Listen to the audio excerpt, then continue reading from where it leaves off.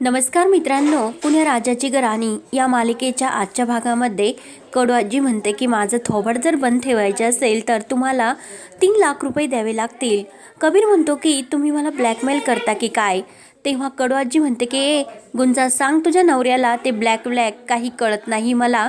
माझं थोबाड जर बंद ठेवायचे असतील तर पैसेही मोजावीच लागतील, कारण तुझ्या नवऱ्याच्या दुसऱ्या लग्नाची ही खबर आहे.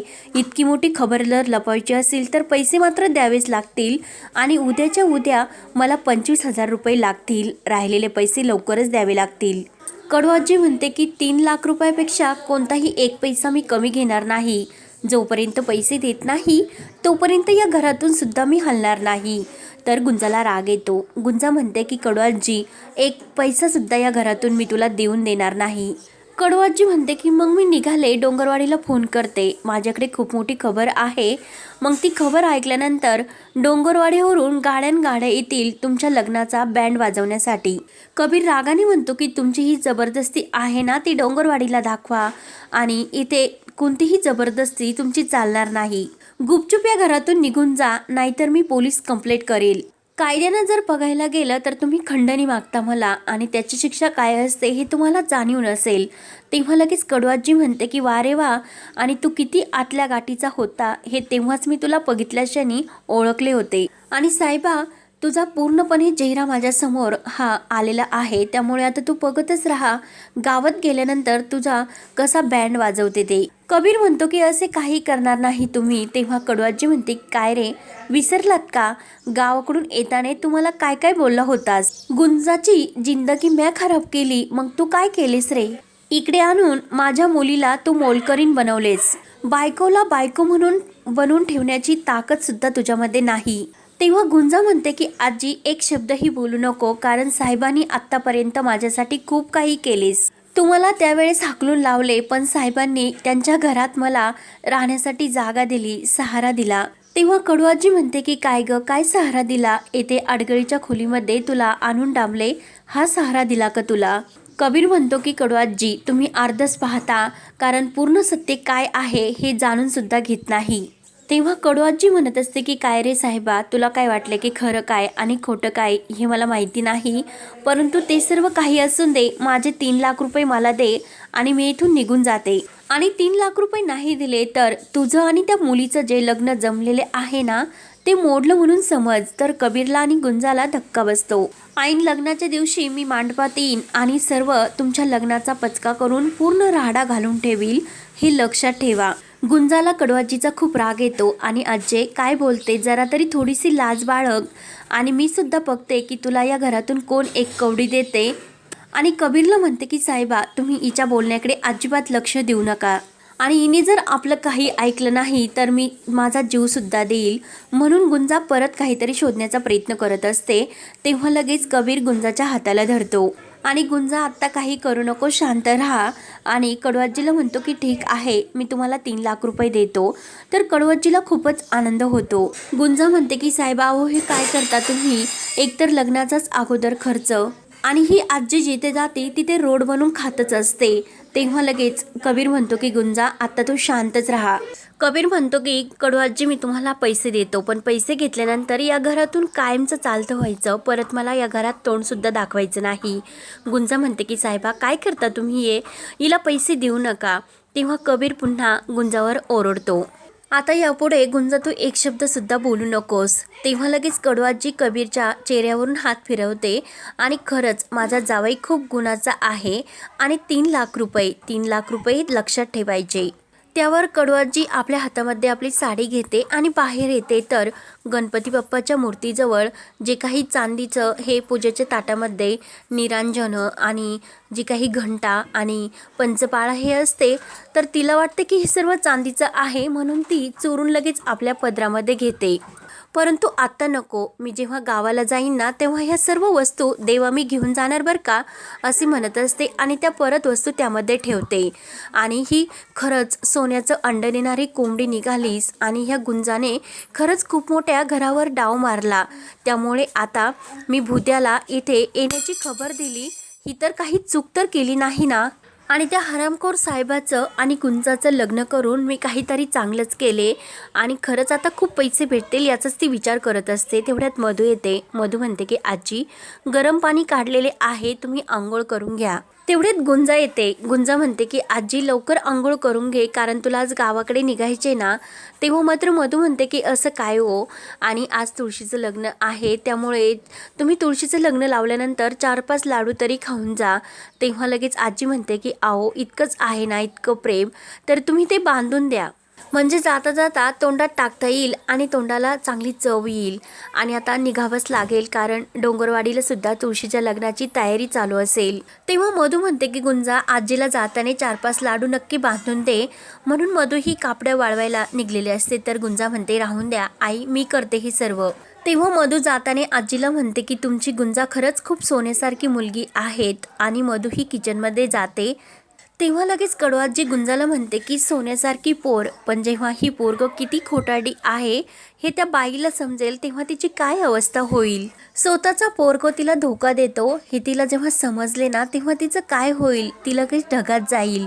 तेव्हा गुंजा म्हणते की आजी हळूच बोल, आणि 3 लाख रुपये घेतल्याशिवाय मी जाणार नाही, ही गोष्ट चांगली लक्षात ठेवायची, असे बोलून कडूआजी हसतच आंघोळीला निघून जाते. त्यानंतर गुंजा ही गच्चीवर कपडे वाळवण्यासाठी आलेली असते. तर कबीर त्याच वेळेस आपल्या मित्रासोबत फोनवर पैशा बाबतीत बोलत असतो आणि तो मित्राला पैसे मागत असतो. तेव्हा लगेच गुंजा ही सर्व ऐकते आणि फोन झाल्यानंतर कबीरला म्हणते की साहेबा, मी तुमच्या फोनवरचे सर्व बोलणं ऐकलं. तेव्हा कबीर म्हणतो की माझ्या लक्षात आले, पण एक उपकार करा की मी हे पैसे कशासाठी घेतो तुला माहितीच आहे, परंतु ते कुणाला मात्र काही म्हणू नको.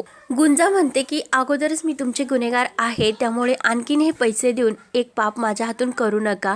आणि हे मी करून देणार नाही, कारण घरामध्ये पैशाच्या बाबतीवरून अगोदर काय राहाडा चालला, घराचे तुकडे होता होता राहिले, त्यामुळे प्लीज असे काही करू नका. तर कबीर म्हणतो की मला हे नाते टिकवण्यासाठी आणि माझ्या माणसासाठी हे लग्न करणं खूप गरजेचं आहे, त्यामुळे मी त्यासाठी काही पण करू शकतो. गुंजा म्हणते की मी तुम्हाला सांगितलं ना, वेळ जर आली तर या घरासाठी मी जीव सुद्धा देऊ शकते, परंतु कडूआजीला मी काही असं करून देणार नाही. कबीर म्हणतो की हे काय लावलं तू, जीव देईल जीव देईल. तेव्हा गुंजा म्हणते की आओ, ज्यांच्या उदारीवर हे माझा जीव आहे त्यांच्यासाठी जीव काय, मी माझं आयुष्य घालवीन. तेव्हा गुंजा ही कबीरचा हात धरते आणि तिच्या डोक्यावर ठेवून म्हणते की साहेबा, खरं सांगा की तुम्ही हे सर्व का करता, की तुमचं लग्न वाचवण्यासाठी की माझ्यासाठी. कडूआजीने हे जर डोंगरवाडीला जाऊन सांगितल्यानंतर माझं काय होईल याचाच तुम्हाला विचार येतो ना. तेव्हा कबीरला लगेच गुंजा आणि त्याच्या लग्नाचे क्षण आठवतात आणि येताने बाबळीने गुंजा आणि त्याचा हात एकमेकांच्या हातात दिलेला आणि गुंजाची काळजी घेण्यासाठी सांगितलेले सर्व क्षण त्याला आठवतात. तेव्हा कबीर रागाने गुंजाच्या डोक्यावरचा हात काढून घेतो आणि काही झालं नाही, तू सुरक्षित राहणे हे सुद्धा महत्त्वाचं आहे आणि माझं लग्न होणं, ह्या दोन्ही गोष्टी माझ्यासाठी खूप महत्त्वाच्या आहेत. तेव्हा गुंजा म्हणते की 26 तारखेला तर तुम्ही मला डोंगरवाडीला सोडणार, मग तेथे गेल्यानंतर माझं काय होणार हे तर तुम्हाला ठाऊक आहे. मग त्याने काय होणार, मग जे व्हायचं आहे ते आत्ताच होऊन दे, तिकडे गेल्यानंतर काय होणार हे तर आजच झालेले बरे. तेव्हा कबीर म्हणतो की 26 तारखेपर्यंत मी जे काही करतो ना, ते माझ्या आईला दिलेले वचन आणि मुरमिलेला दिलेले वचन तर मी पूर्ण करू शकेल ना. जीव कसे वाचायचे याच्याकडेच माझे लक्ष आहे, असे बोलून कबीर रागाने तिथून निघून जातो. त्यानंतर गुंजा रडतच मनात म्हणत असते की या घराने माझ्यासाठी खूप काही केलं, आसरा दिला, म्हणून या घराचे उपकार मी कधी विसरू शकत नाही. काही झाली तरी त्या कडूआजीला मी हे पैसे देऊन देणार नाही. त्यानंतर इकडे कडूआजी आपलं गाठोडं घेऊन निघणार असते आणि फराळ तावातावं खात असते.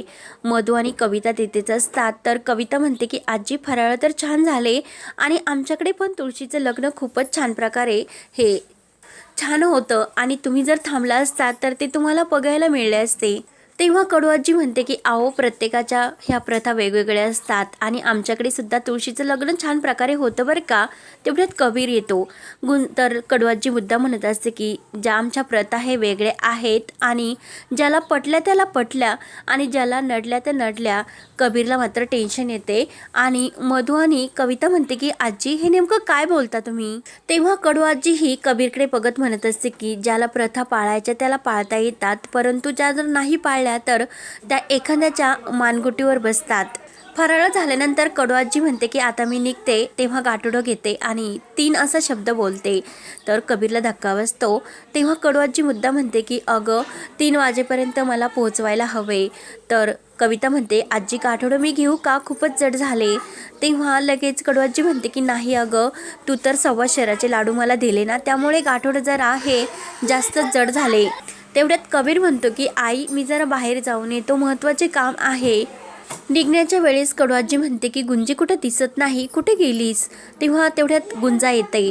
तर लगेच मधू आणि कविता ह्या आतमध्ये जातात. तर लगेच कडू आजी गुंजाला म्हणते की अगं सासू तुझ्यावर खूपच प्रेम करते आणि तू खूप नशिबान आहेस ग, मग आपल्या मुलाचं दुसरं लग्न का करत असेल ही.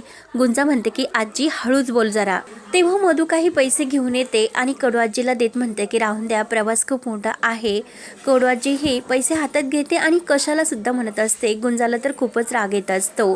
तेव्हा कडू आजी रडण्याचे नाटक करते आणि माझ्या नातीला तुम्ही खरंच या घरामध्ये खूप प्रेम आणि आसरा दिला, तेच आमच्यासाठी भरपूर आहे तो. तेव्हा रडण्याचे नाटक करून हातामध्ये चकली घेते आणि ती बाहेर येते. तर गुंजा सुद्धा तिला सोडवायला बाहेर आलेली असते. तेव्हा कडू आजी म्हणते की साहेब अजून का आला नाही आणि माझे जर पैसे बुडवले ना तर माझ्या इतके वाईट कोणी नसेल का, जाऊन सांगू सर्वांना. गुंजाला खूप राग येतो आणि ती रागानेच आणि हा वाग येते संपतो. पुढील भागामध्ये कबीर हा कडू आजीच्या हातामध्ये पैसे देत असतो. तेवढ्यात मृण्मयी तेथेच उभी असते आणि कबीर असे जोरात ओरडते. तेव्हा मात्र कबीर आणि गुंजा यांना खूप मोठा धक्का बसतो. तर गुंजा म्हणत असते की साहेबा आता मृण्मयी ताईला तुम्ही काय उत्तर देतान. तेव्हा गुंजा ही कडू आजीला बसमध्ये बसून देत असते. तेवढ्यात भूत्या येतो आणि भूत्या लगेच गुंजाचा हात धरतो. तर कडू आजी लगेच गुंजाचा हात भूत्याच्या हातामध्ये देते. तर गुंजा लगेच त्याचा हात हिसकावून तेथून पळ काढत असते आणि ती कबीरला येऊन धडकते. तेव्हा कबीर हा गुंजाच्या हाताला धरतो आणि भूत्याला म्हणत असतो की तिच्या मागे येऊ नको, तिचा सोड पिच्छा. तेव्हा लगेच भूत्या म्हणत असतो की मी आता डोंगरवाडीला गुंजाला घेऊन जाणार आणि तेथे गेल्यानंतर तुमचं सर्व काही सत्य हे सर्वांसमोर घेऊन येणार. तेव्हा कबीर आणि गुंजा यांना खूप टेन्शन येते. तेव्हा आता पुढे काय काय होत राहणार पाहण्यासाठी चॅनलला नक्की सबस्क्राईब करत राहा. धन्यवाद.